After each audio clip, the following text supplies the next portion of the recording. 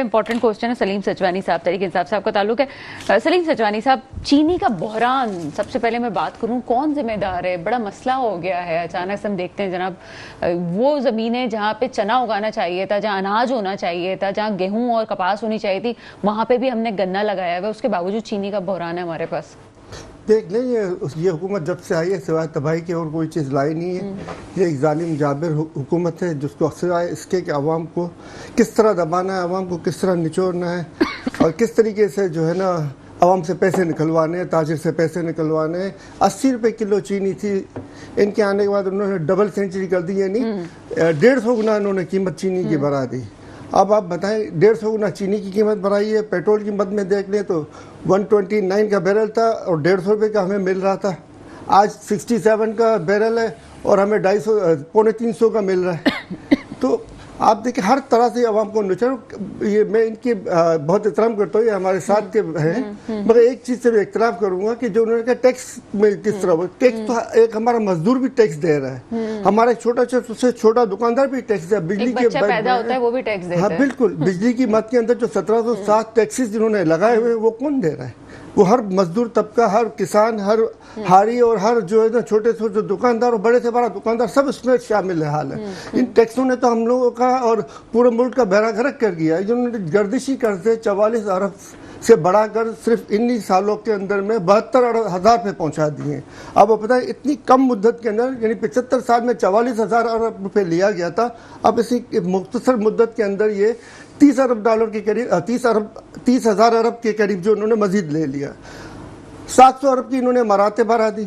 इसके अलावा मजीद इस बजट के अंदर चलिए ठीक है, आप तनकीद जो है वो होती है, लेकिन मुझे एक पॉजिटिव नोट पे मैं अगर बात करूं आपसे, केपी के सेनेट इलेक्शंस की बात कहा जा रहा है, पॉलिटिकल स्टेबिलिटी आ जाएगी हुकूमत की जो है वो सेनेट में, जो अभी हुकूमत है, मैं अपोजिशन की बात नहीं कर रही, ओवरऑल सेनेट में बड़ी नुमाइंदगी हो गई है क्योंकि आपने कंप्रोमाइज भी कर लिया, आप चीज़ों को आगे लेके चल रहे हैं, तो हम इसको भी कहते हैं जनाब पॉजिटिव साइन हो रहा है। ये तो देखें, PTI की हमेशा से ये कोशिश रही है कि करप्शन का खात्मा हो। KP के इलेक्शन में भी इन्होंने इसी कोशिश की कि करप्शन का ना हो, और अब जो है वो भले हमें PTI को उसमें सीटों की कुर्बानी भी दी है, एक आध दो सीटें इनको कम मिली हैं, मगर ये कि आप देखें करप्शन को उन्होंने कंप्रोमाइज़ करके रोका। जो 10 सीटों वाली पीपल्स पार्टी है, उन्होंने तकरीबन 5 सेनेट की सीटें हासिल कर ली। किस तरह हासिल की इन्होंने, कहाँ से इन्होंने हासिल की, कहाँ पे इन्होंने डिकेती मारी है? जो 10 सीटें वाली जो है वो 5 हासिल कर ली और 90 सीटों वाली को जो है 6 सीटें मिल रही हैं। तो आप कितनी भी हम कोशिश कर लें, ये बाज आने वालों में से नहीं है। इनको कहीं ना कहीं से इनको खांचा नजर आए, ये फौरन वहाँ पे मुंह मारते हैं, फौरन वहाँ पे डंक मारते हैं। और इन्होंने सेनेट के इलेक्शन में भी यही किया कि 10 सीटों के ऊपर उन्होंने 5 सीटें हासिल कर ली।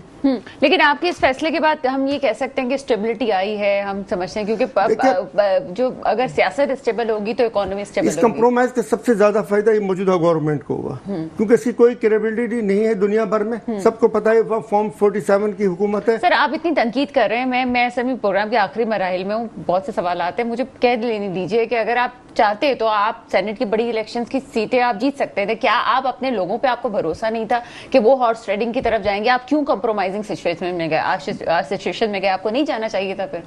अगर आप मेरी जात का जिक्र करेंगे, मेरी जात का जवाब लेंगे, तो मैं कहूंगा कि उनको भरोसा करना चाहिए था MPs MNS पे, और उनको मौका देना। अगर मैं अपनी राय दे रहा हूँ, सलमान अकरम राजा ने कहा कि जनाब कोई बिकेगा, हम कुछ नहीं कर सकते। मुकम्मल तौर पे जो है ना भरोसा करना चाहिए था अपने MPs के ऊपर, और अगर कोई गद्दारी करता है तो फिर वही फार्मूला अप्लाई होना चाहिए था जो खान साहब ने आज से चंद साल पहले अप्लाई किया था। उन्होंने सबको निकाल दिया था जिन आप लोग तो इस पोजीशन में थे कि आप ज्यादा सीटें ले सकते थे, आप बहुत आराम से, लेकिन क्या भरोसा नहीं था, क्या प्रॉब्लम था, क्यों किया गया?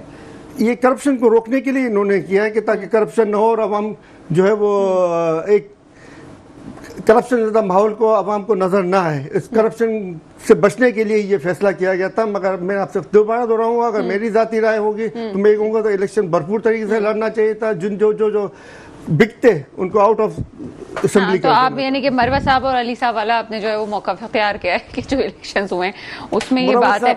हाँ, तो हम इनके बयानात भी नहीं सुनते, ना इनका तस्करा हम सुनते हैं, क्योंकि मुराद साहब जो है वो अपनी दुनिया में और अपनी दुनिया में ही चल रहे हैं। चलें ठीक है, आपकी तरफ आते हैं सलीम सचवानी साहब। प्रोग्राम के आखिरी मराहिल में और खास तौर पे मैं अगर इकोनॉमी की बात करूं, बेहतरी की बात करूं, कराची के लिए बात करूं, तो क्या कहेंगे आप? देखिए इकोनॉमी के तो 1.0 जो है वो जीडीपी चल रहा है, इसी से आप अंदाज़ा कर लें कि हमारी इकोनॉमी क्या जा रही है। और जहां आवाम, आप ये एसबीसी की जो बात कर रहे थे भाई, बड़ी अच्छी बात की इन्होंने। अब ऐसी भी बिल्डिंग्स मेरे नज़र से गुजरी है खारादर के अंदर में, जो इतनी मजबूत बिल्डिंग है कि आप देख के हैरान हो जाएंगे कि इसको भी डेंजरस डिक्लेयर किया है। और इस बेईमाना तरीके से वहां से घर खाली करवाए गए हैं कि मर्दों ने, पुलिस वालों ने खवातीन को घसीट के घर से बाहर निकाला है, हाथों से पकड़ के बोला निकलो बाहर। इस तरीके का रवैया वहां पे इख्तियार किया गया है लोगों के साथ में। क्या ये पाकिस्तान के शहरी नहीं है? क्या ये मुसलमान नहीं है?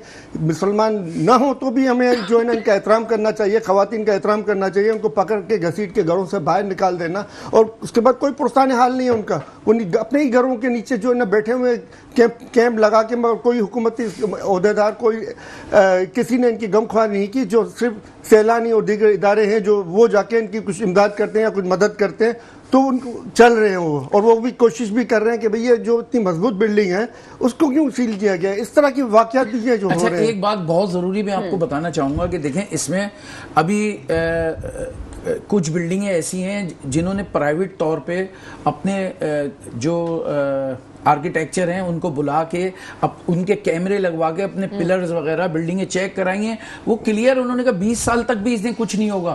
तो वो बिल्डिंगों की सीलें खोल दी गई फिर बाद में, क्योंकि वो इनसे मंजूर शुदा हैं, एसबीसीए से भी, केडीए से भी, सबसे मंजूर शुदा हैं। लेकिन उसमें क्या नुकसान उठाना पड़ रहा है? एक तो वो प्राइवेटली उनको फीस, एक भारी भरकम फीस अदा करनी पड़ रही है।